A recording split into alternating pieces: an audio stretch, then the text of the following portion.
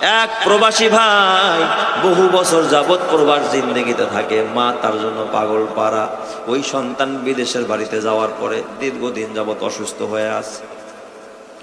মা বাড়িতে বড় অসহায়, মা ভালো খায়, এই দিক দিয়ে কোনো সমস্যা নাই, কিন্তু মায়ের কলিজায় শান্তি নাই। মায়ের চিন্তা একটাই, আমার কলিজার টুকরা প্রবাসে আছে, বিদেশের বাড়ি, অসুস্থ হলে দেখার কেউ নাই, ওষুধ কিনে দেওয়ার কেউ নাই, জ্বর হলে মাথায় পানি দেওয়ার মতো মানুষ নাই, জ্বর অবস্থায়ও নিজের খানা নিজে রান্না করে পাকাইতে হয়। আমরা তো মনে করি প্রবাসী ভাইরা আমাদের টাকার মেশিন, খালি মাস শেষ হলে কয়ে কিরে টাকা পাঠাস না কেন। কিন্তু একটা মানুষ প্রবাস জিন্দেগিতে কত কষ্ট করে, আপনি গিয়া দেখেন, একা একা থাইকা দেখেন, নিজের কাপড় নিজের ধুইতে হয়, নিজের খানা নিজের রান্না করতে হয়। মা দেখে না, বাবা দেখে না, ভাই দেখে না, বোন দেখে না। একজন প্রবাসীর কষ্ট যে প্রবাস জিন্দেগি কাটাইছে সেই বোঝে, দ্বিতীয় কেউ বুঝার মতো ক্ষমতা নাই। কথা ঠিক কিনা? এই জন্য প্রবাসী ভাইদেরকেও আমরা কষ্ট দিব না, তাদেরকে উল্টা পাল্টা কথা বলবো না, ওরা বহু কষ্ট করে। যুবক ভাই, ও বুড়া বাবা, ও পর্দারের মা, এক প্রবাসী ভাই দীর্ঘদিন যাবত অসুস্থ হয়ে যায়। ওই প্রবাসী অসুস্থ হওয়ার পর তার মা যখন শুনতে পাইছে আমার বাচ্চাটা দীর্ঘদিন যাবত অসুস্থ হয়ে গেছে, আল্লাহর কাছে দোয়া করে, আল্লাহ আমি মায়ের হায়াত আমার সন্তানরা আমি দিয়া দিলাম। এটা হলো মায়ের প্রথম।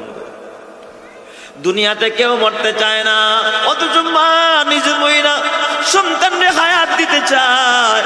দুনিয়াতে আর কাউরে পাবি না, এমন একটা ছেলে দেখাইতে পারবি না যে ছেলে বলবে আল্লাহ আমার হায়াত নেই, আমার বাবার হায়াত বাড়ায় দাও। একটা ছেলে দুনিয়াতে কোথাও খুঁজে পাবি না। কিন্তু এমন কোন মা নাই দোয়া করেন, আল্লাহ আমারে নিয়ে যাও, আমার সন্তানটারে তুমি বাঁচায় রাখো। সব মা একই দোয়া করে, নিজের জীবনের চাইতেও বেশি সন্তানরে ভালোবাসে।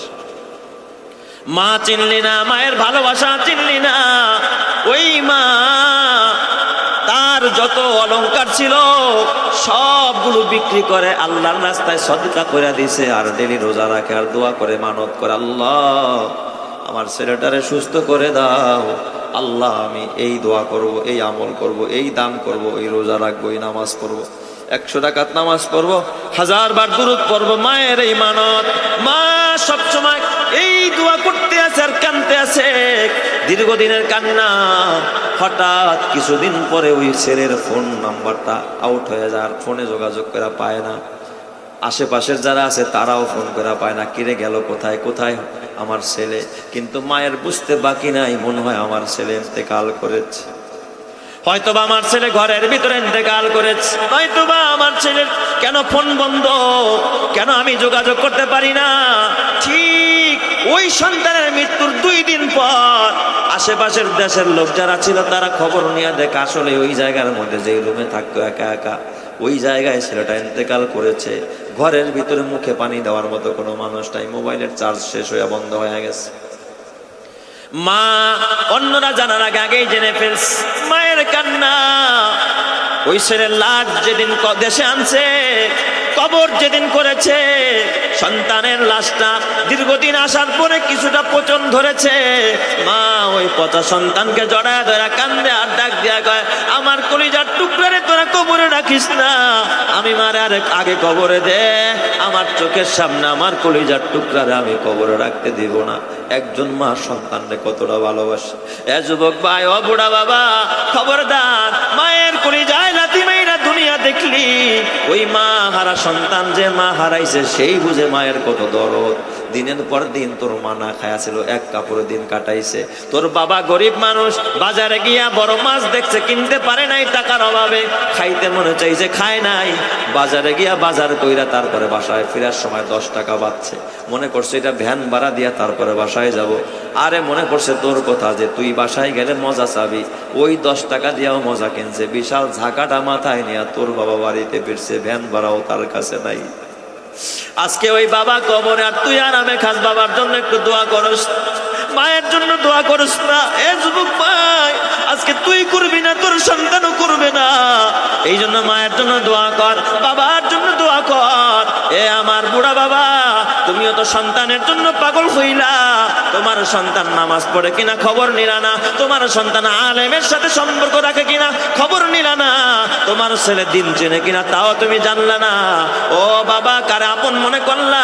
কার জন্য গাড়ি করলা? কার জন্য বাড়ি করলা? কার জন্য এত সুন্দর বালাখানা অট্টালিকা করলা? কোন বিবির জন্য এত অলংকার কিনলা? ময়রা দেখো, তোমার কবরে তোমার বিবি যাবে না, তোমার গুনার বোঝা তোমার সন্তান মাথায় নেবে না, তোমার গুনার বোঝা তোমাকেই মাথায় নিতে হবে। তোমার ঘরে যদি কেউ টিভি দেখে, এই গুনার বোঝা তোমাকেই নিতে হবে। তোমার টাকা দিয়া যদি কেউ জুয়া খেলে, এই গান বাজনা করে, এই গুনার বোঝা তোমাকেই মাথায় নিতে হবে। কার প্রেমে পাগল হইলা? কোনটাকে বললা আমার? ঘর তোমার না, বাড়ি তোমার না, জমি তোমার না, তোমার হলো শুধু আমল। যা আমল করলা, যা খাইলা, যা দান করে গেলা, তোমার সাথে কবরে যাবে। কথা ঠিক না বেঠিক? জোরে কান।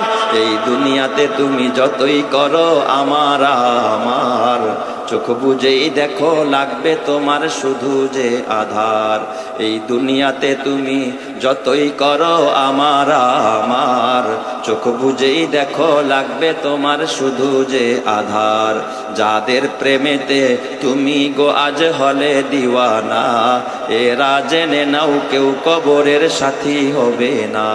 কেউ বুঝা তোমার নিবে না সেই হাসর ময়দানে, কেউ বুঝা তোমার নিবে না সেই হাসর ময়দানে।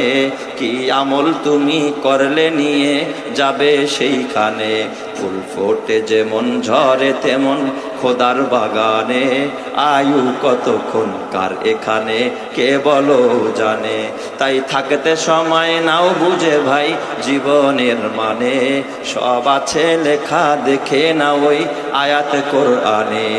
এই দালান কোঠা বাড়ি গাড়ি সব পরে রবে, এই সব কবরে নিয়ে গেছে কে বলো কবে। এই দালান কোঠা জমিদারি সব পরে রবে, এই সব কবরে নিয়ে গেছে কে বলো কবে। 2 গজ জমি কয়েক গজের ওই সাদা কাফন, শুধু এইটুকুতেই হবে তোমার জেনে নাও দাফন। যা পুঁজি তোমার এখনো তার বুঝলে না মানে, যা পুঁজি তোমার এখনো তার বুঝলে না মানে। সব আছে লেখা দেখে না ওই আয়াতে কোরআনে। ফুল ফোটে যেমন ঝরে তেমন খোদার বাগানে, আয়ু কতক্ষণ কার এখানে কে বলো জানে। আল্লাহ তুমি কবুল করো, জোরে কান আমিন।